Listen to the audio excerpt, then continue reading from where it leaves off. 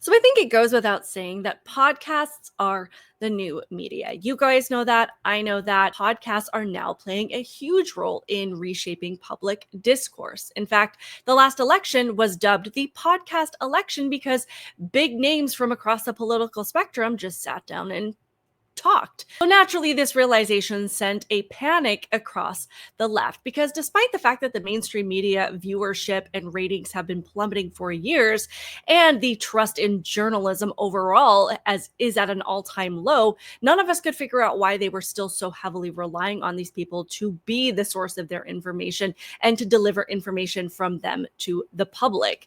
They somehow still believed that they controlled the narrative. But now they are finally catching on that independent voices are extremely successful. And now that they've seen that, they are scrambling to catch up. But the question is, can they survive in this space? Because the problem is leftist messaging doesn't really tend to hold up well in long form conversation. They tend to thrive on hashtags and sound bites and poster board slogans and things that can be heavily edited and manipulated to play on our emotions. So give them an hour and things actually start to fall apart because the policies and the values that they push, they don't really work in real life. So they can sit around and insist that they care about things like the economy and safety, or that they love the country, or that they care about the price of eggs. But a podcast requires more from them than just sitting down and saying, I care. It requires them sitting down and explaining why things continue to fall apart on their watch. And of course, that is where things are going to get tricky. But we do have people from the left that are willing to sit down and at least try to thrive in this space and see what happens. And that brings us to today's topic, which are the latest podcast attempts by Gavin Newsom, Michelle Obama, and even Meghan Markle. So first up, we have Governor Gavin Newsom, who's decided to bless us with his voice on a podcast. And I say it that way because I wholeheartedly believe that Gavin Newsom is a narcissist, and he probably truly believes that he is blessing us with his presence in this way. And one might think that managing a state with rampant homelessness and wildfires and an exodus of residents would be a full-time job, but no, Gavin Newsom has found time to, as he puts it, change the conversation. But I don't think the reception is going as well as he would hoped. As reported by the Daily Wire, his announcement was met with a mix of amusement and total bewilderment. Critics question the timing, suggesting he might prioritize governing over sitting down and having a gab fest. But according to this article in the Daily Wire, it says Democrat California Governor Gavin Newsom was roundly mocked on Wednesday after he announced plans for a podcast while his state struggles with crime, homelessness, and more.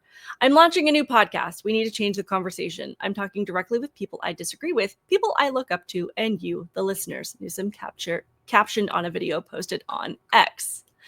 Egg prices, tariffs, Doge, we're tackling all your big questions, he added, noting in the video that he planned to speak with some of the biggest leaders and architects in the MAGA, Make America Great Again movement.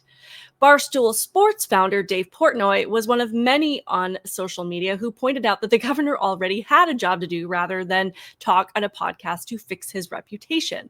Let's start with, why did you throw a party for yourself at the French Laundry with no masks on in the middle of COVID, when California had just about the strictest COVID regs in the country and thousands of small businesses were going out of business because of said policies, Portnoy wrote. One podcast host wrote, okay, Gavin Newsom, want to have some guests who disagree with you on your new podcast? I'll gladly come on and explain how you are an evil devil-worshipping lizard person who uses aborted fetuses as hair gel. Call me. Another conservative host added, the more I think about this, the angrier I get. A governor shouldn't need a podcast to communicate with his constituents. This is literally your job every day. If you need a podcast, you are failing. Spoiler alert, you're failing. But I will say that I did find his recent conversation with Charlie Kirk very interesting. I highly recommend going and listening to it, because what it seems like Gavin Newsom is doing, as he claims to want to talk to people from across the political aisle, is that he's researching the other side of the aisle so he knows what talking points are most appealing when he attempts to run for president. But that's just me. But I don't think that any amount of research on the other side of the aisle is really going to help him when he has the record that he does as governor. So next we have former First Lady Michelle Obama, who graced the podcasting world with her show called IMO, which, as we know, stands for In My Opinion. The podcast is being co-hosted by her brother, Craig Robinson, and will apparently feature conversations with family, friends, and colleagues. Now, I haven't listened to any of it yet, but the criticism has been notable, especially from posts on X and some media outlets. One person wrote on X, "The Michelle Obama podcast is a dull, self-indulgent, mindless, vapid snooze fest. Shallow conversations, forced relatability, and zero real insight. It's more of a PR stunt than a meaningful discussion. Utterly forgettable and uninspiring." Another guy wrote, "I used to be worried about Michelle Obama running for the White House, but after listening to her talk for 90 seconds on her podcast, I now realize that she's as likable as a bad case of hemorrhoids." So things are not going well. And the viewership data supports a lot of the critique that she has received. So the first episode only got about 43,000 views on YouTube, and the second got about 14,000 by March 14th, which are obviously modest numbers when you compare them to more high-profile podcasters like Joe Rogan, who usually hits about 700,000 views per episode. Some are saying that maybe this is just a PR move by Michelle as opposed to being an actual genuine passion project. But for me, I'm honestly just baffled at how much Michelle's popularity has truly gone downhill, because it wasn't that long ago that she was one of the most sought after guests for a talk show. She was like best friends with Oprah, and she was selling books, and she was a motivational speaker. She was literally this icon for the liberal movement. But now, apparently, nobody wants to listen to her, which I think truly just demonstrates how much of her popularity was fueled and manufactured by the media. People liked her because they were told to like her. The Obamas in general have lost their credibility and their likability and their influence, and they just aren't the power couple that they once were. And it's clear both in how Barack Obama tried to boost Kamala Harris's campaign and failed miserably, and by Michelle's already failing podcast, that no one really cares what these people have to say anymore. So we'll see how that goes. But now, the final person I want to talk about is Meghan Markle, the Duchess of Sussex, as she insists on being called now. And she is now embarking on her own podcasting journey.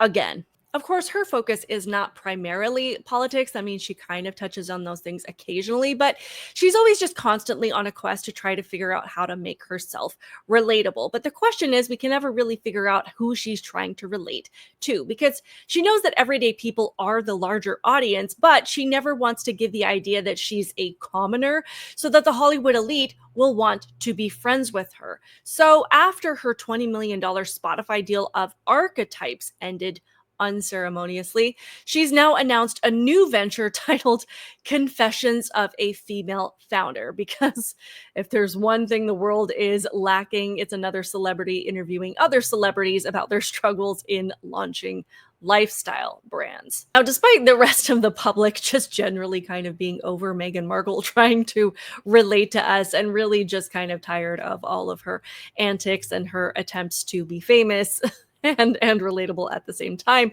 Gwyneth Paltrow has come out in support of Meghan rebranding herself and attempting to squeeze herself into the lifestyle space.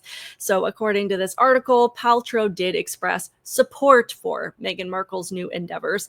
And, she's just of the belief in women supporting each other and just emphasizing that there's enough success for everybody, which I can agree with to a point. But ultimately, the whole women supporting women thing is just kind of getting out of hand, because apparently it really just means that we're never allowed to criticize women unless you're a man that wants to get into a woman's bathroom. But even when women are making terrible choices, we're not allowed to say anything, which ironically tends to deny women the chance to get actual advice that they might need and might actually be helpful to them. And in my opinion, there's nobody that needs more advice than Meghan Markle, because it just seems like she keeps chasing trends instead of things that she's truly passionate about. And the lack of authenticity is what keeps sinking her projects. If Love Meghan flopped, because nobody believes that she spends hours making fruit rainbows, and no one relates to cooking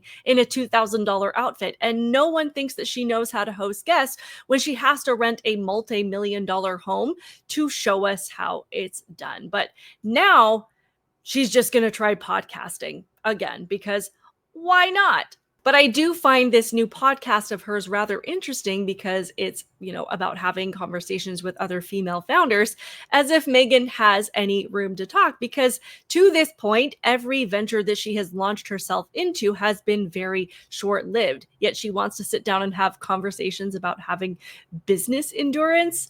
It's just kind of laughable. I mean, obviously anybody can start a podcast and anybody is welcome to try.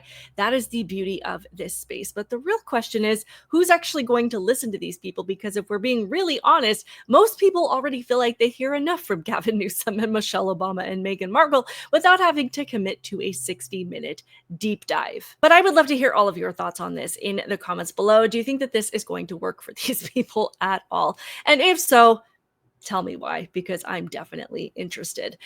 Please hit the thumbs up button. I would love it if you would subscribe to this channel and continue coming back and enjoying these conversations with me. Other than that, keep it real, guys, and I will see you in the next one.